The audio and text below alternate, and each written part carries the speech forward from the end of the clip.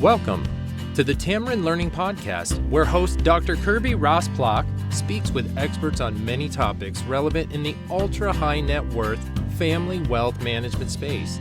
Kirby is author of several books, including The Complete Family Office Handbook, and shares her expertise consulting with families and family offices.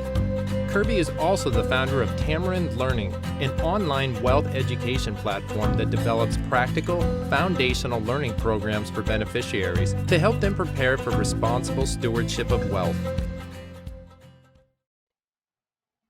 Welcome to the Tamarind Learning Podcast. My name is Dr. Kirby Rosplock, and today we're talking values-based leadership with Betsey Fortlouis, and she is from the Innerwill Leadership Institute. So I'm thrilled to have Betsey here today to talk about this incredibly important topic that honestly can move the needle for many individuals and families as they're facing some of life's toughest challenges. So welcome, Betsey. Thank you so much, Kirby. It's a delight to be here. Well, I need to know more. I am so curious to know, how did the Innerwill Leadership Institute get founded and started? What's the history with the luck companies, and where did you fit into this whole mix? Absolutely. So I will start with the luck journey, and then I'll tell you about my journey, if that makes sense. So Innerwill Leadership Institute is a 501c3 nonprofit. We exist really to teach other leaders how to build values-based organizations, which ignite the potential in people, values-based families and individuals.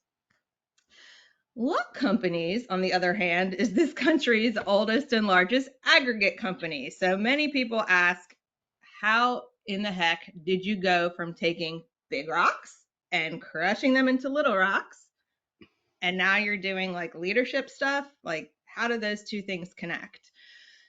And the story, as it has been told to me, is after about an 85-year history as a very successful business, the current president and CEO, Charlie Luck, was coming in as the new CEO from his father, Charles III.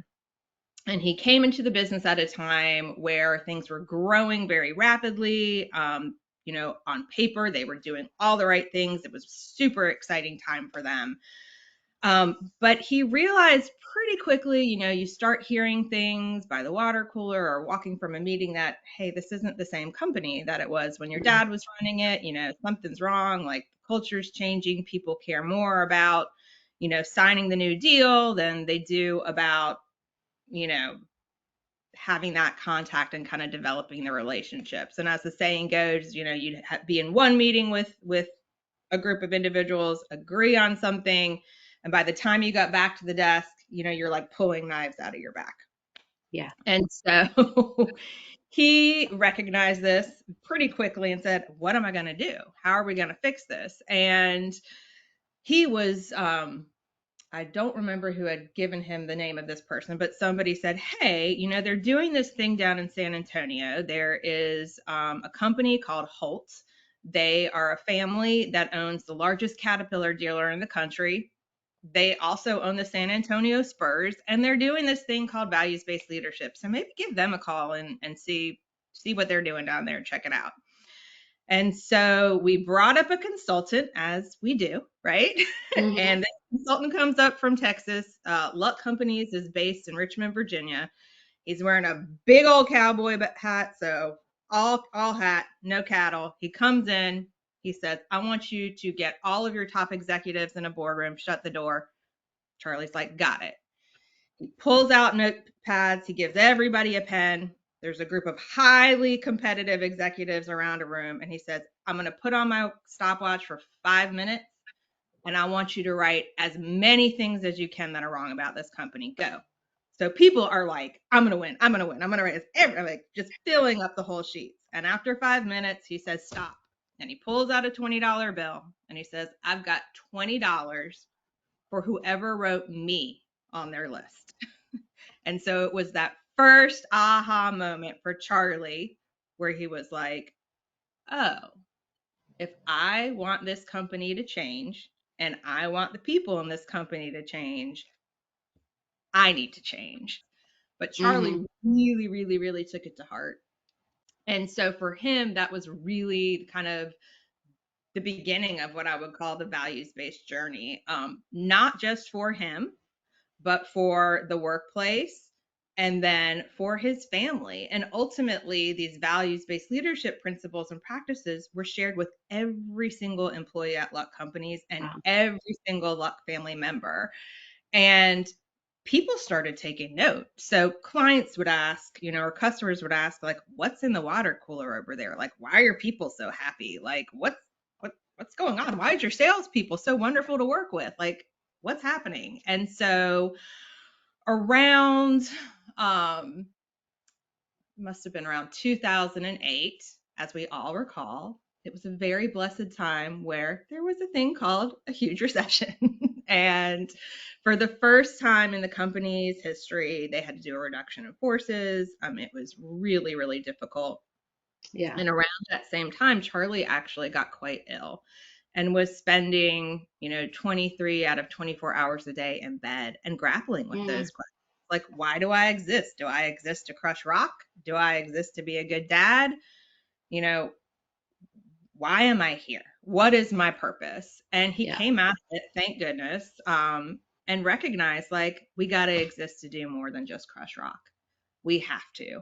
So, they changed their mission. This is a aggregate company to, we're going to ignite the potential in people, igniting human potential, and what's something else that we could do well besides crush rock? And so he kind of put it out to the employees and associates, and they said, well, maybe we should do this values-based leadership thing. Like, people are asking us to do it. So he said, great, go do it.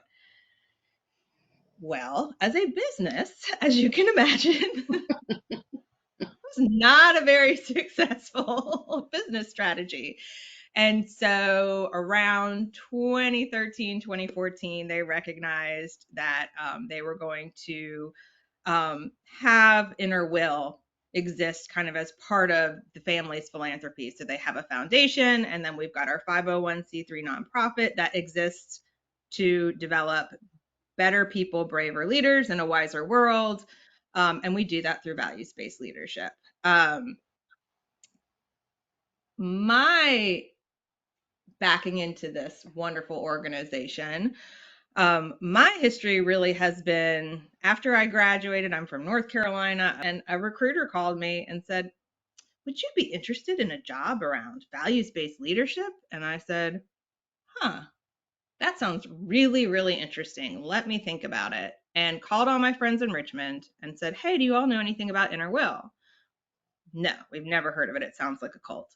So I said, all right, called the recruiter back up and I said, I'm sorry, I'm not interested. Like, I really need to be in a, for me, it's really important that the organizations I support and work with aren't a flash in the frying pan, that there's a commitment to really do this work. It takes a lot of grit and time and effort to kind of move nonprofits to a place of impact.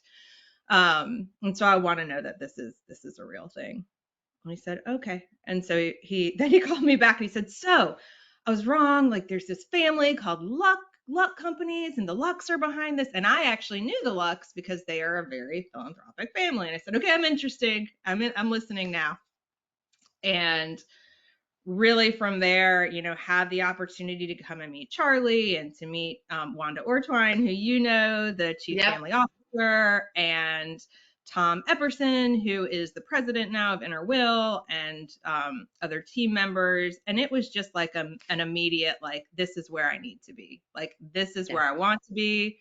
I believe deeply in kind of the strength of people who are truly authentic and dedicated to a mission, and kind of casting a wide net. So I have always thought about nonprofits as like, they should be for everybody and they shouldn't be kind of polarizing.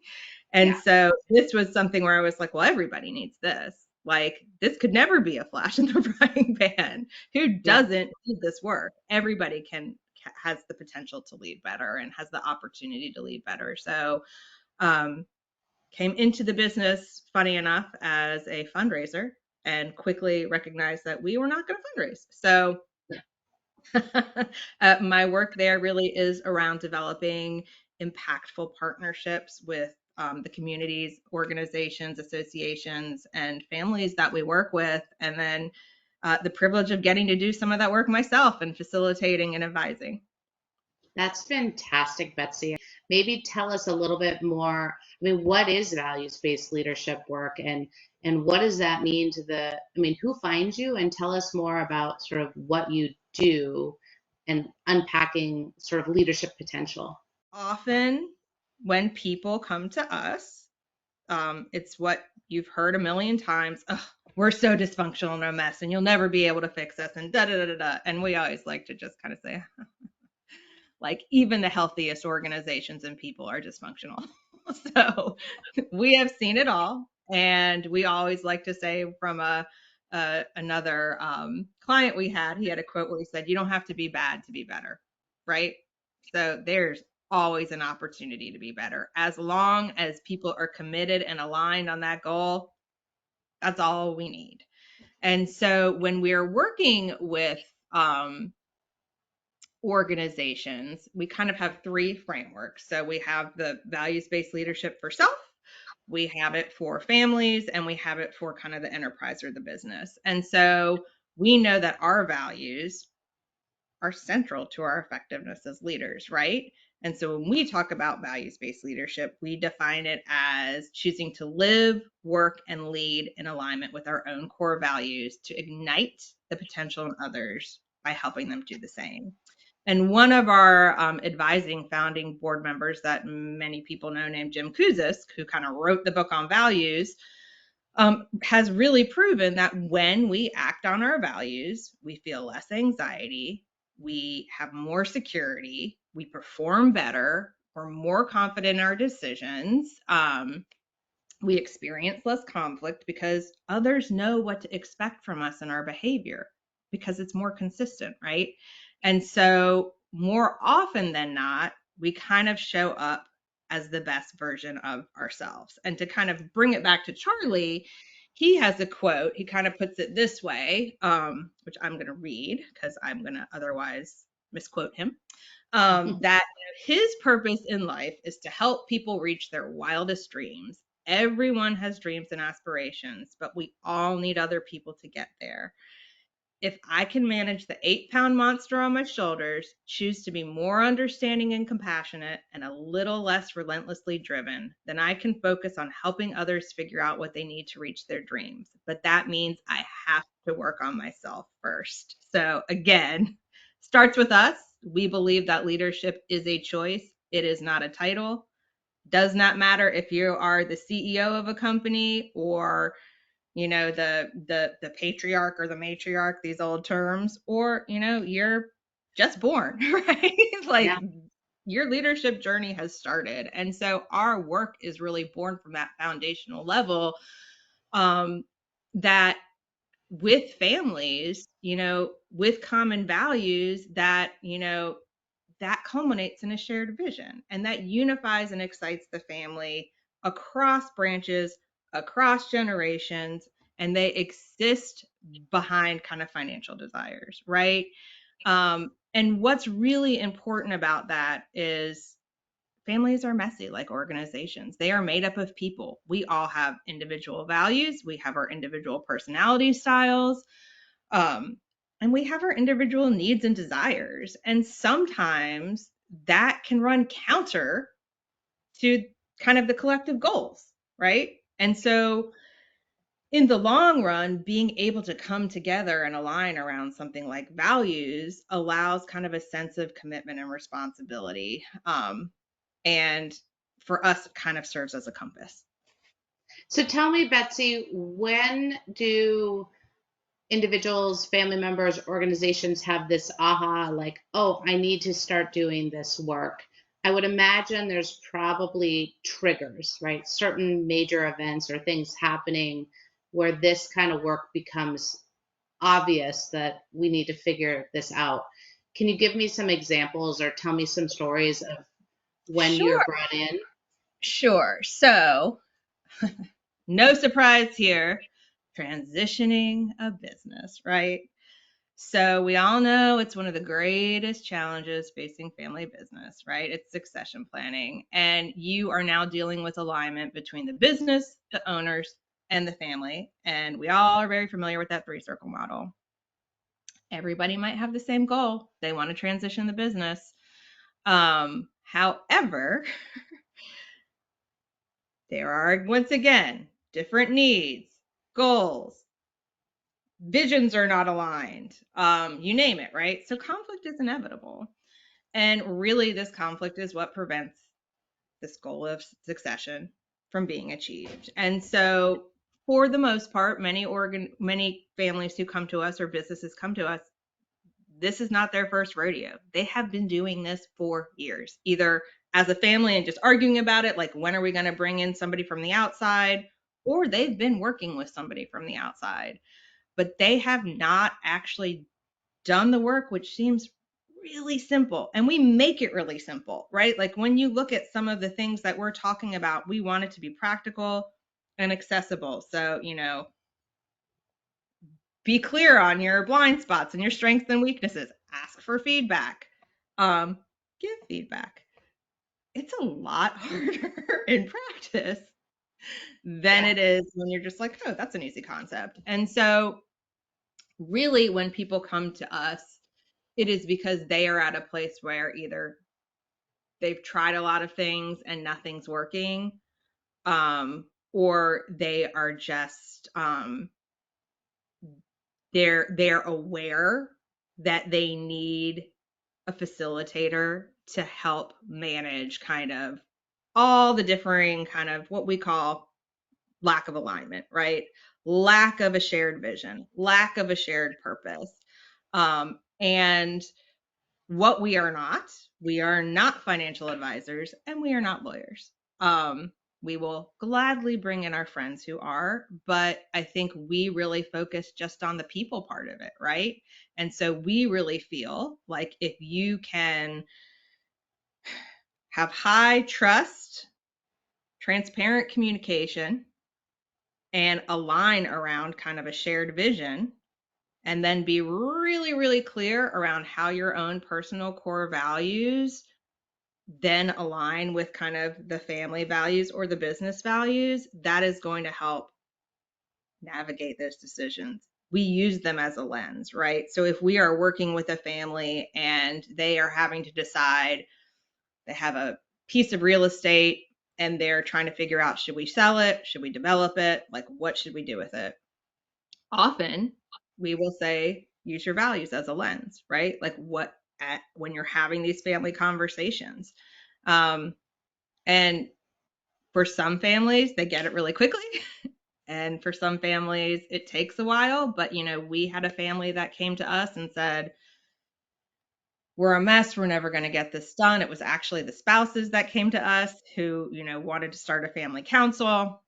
We'll never be able to get through all the conflict. There's a rift, blah, blah, blah. And I mean, like, they are killing it now. We are basically, I think all we're really doing is helping their family retreats, right? And then like being here as advisors. So it really is, again, not a magic bullet, but it is a tool that when used consistently, effectively, you got to use it, right? You got to talk about the values. You need to put them in action. And do you find that maybe there's like one family member or one leader in an organization that finds you and wants to try this out on themselves first before they're introducing it more broadly? Or when's a good time, or when do you see people start to lean in and find you and say, I get the value of values, like let's get this going? Yep. Often they hear about it. Maybe they've heard a speaker, they've heard about a book, or they've seen, they've just seen it, right? And it might be one person who says, this makes a lot of sense to me. Like I'm done with the kind of hamster wheel of either we're gonna brush things underneath the rug or we're gonna scream about it and we're never gonna get anywhere. And it's usually, somewhere in the now generation, I would say. Sometimes it's in next gen, but often like it's somebody in now gen who has some influence. And the way that we partner with folks is we will say, well, let's start with discovery, right? We're going to do a lot of discovery. And what that's going to mean is that we're going to want to interview you, and then we're going to want to interview any of the people that it's going to be important that they're a part of this work, right?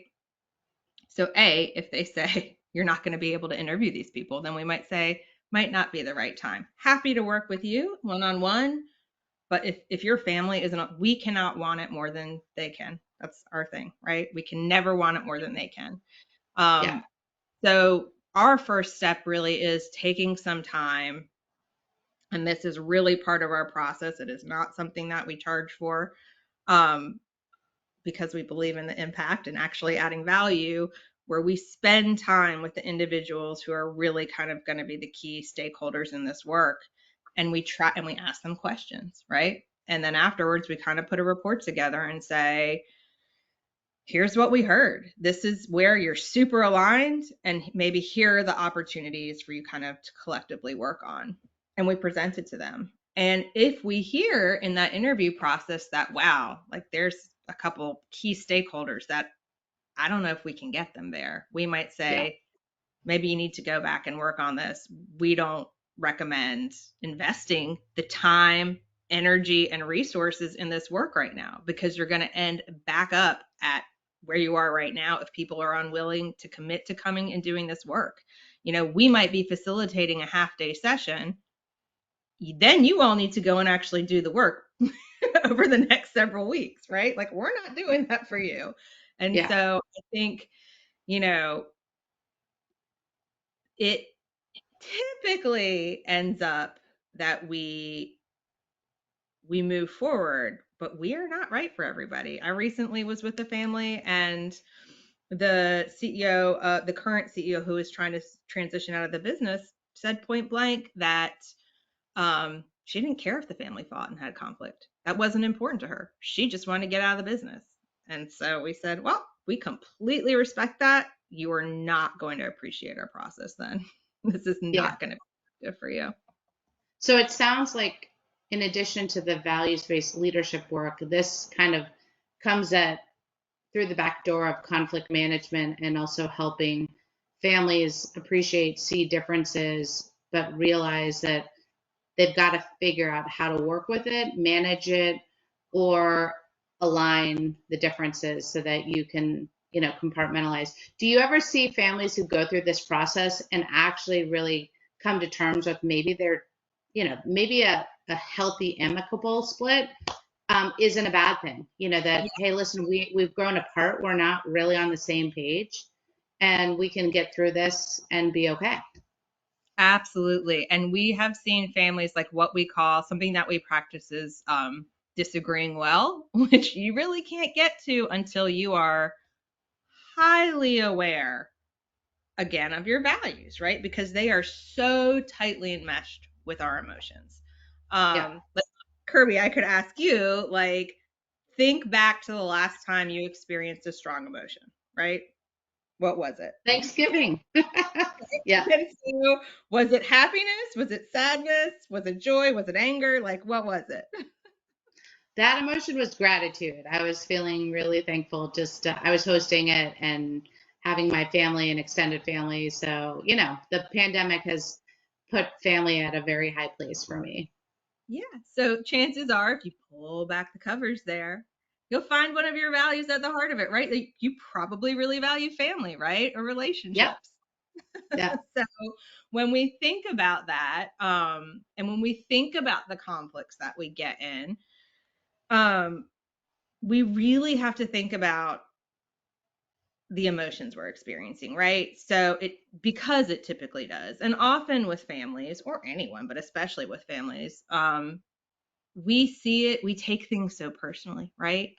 But that might not be the case. So for example, we have a family that we work with where, one of the family members really values hard work, and the other one really adventures, like fun and adventure. He loves to go out and ski and hike and do all these things. And they had him on the board of the business, and he came to it and said, like, I don't think this is where I need to be. Like, I'm Mm, fine to step off this board. Like, I'm not adding value. I'm not feeling like this is something that I need to do. And they came to it on their own. Other mhm. organizations that, or families that we work with where there may have been a rift because of the business. And so that caused the family member to not want to come to Thanksgivings or holidays or events, which was really painful, right? Yeah. But through this work, being able to understand kind of what we call disagreeing well, um, they are now able to come to these really precious family events and not talk about the business and not get wrapped up in that piece of it. And that's really what this is about, right? It's about the longevity of the family. It's, who knows what the world's going to be like in 100 years. Yeah, So, yeah. So it sounds like this also becomes like a portal or an opening to have much more generative and healthy discussions and dialogue, and it can also help maybe break down hurdles and barriers that become sort of conditioned, right? We kind of like, ooh, can't go there, don't talk about that, or ooh, I'm avoiding like seeing this person or this topic because we always sort of come at odds or have strife around it. So it sounds like, this can also do a lot to mend fences or potentially at least start to understand, we don't have the same values to connect on XYZ issues. So that's okay. Like, I can very much have a different opinion, respect yours, but not feel like we have to be aligned, right? oh, On all things. it's like we are not trying to make cookie cutter copies of people where we all act and do the same thing. Like, there is so much strength in our individuality and kind of the sum of our parts, right? And so if we're all kind of just conditioned to be the same, that's not how innovation happens. That's not how growth happens. That's not how impact happens. But having that kind of framework of, as a family, we can come together around these things. And it's okay that, I like football and you like opera, and we can still have a really good time together. Yeah. Yeah. So powerful, so inspiring, so exciting. Thank you so much for inspiring. I think so many folks know they want to start somewhere, but they may not know where. And, this is just one tiny little step. I know you mentioned that if they visit innerwill.org, you have additional resources that you think you even mentioned a book that folks can read if they're so inclined to, get going and self-study. And I'm so grateful, Betsey, for just the chance to talk to you today. You're a busy lady, inspiring so many individuals, families, and organizations. So it's a real privilege to have you here today on the Tamarind Learning Podcast, just scratching the surface of values-based leadership, but knowing what a major difference it can make for individuals, their families, and the organizations they work in. So thank you so much for being here today. Thanks, Kirby. Take care.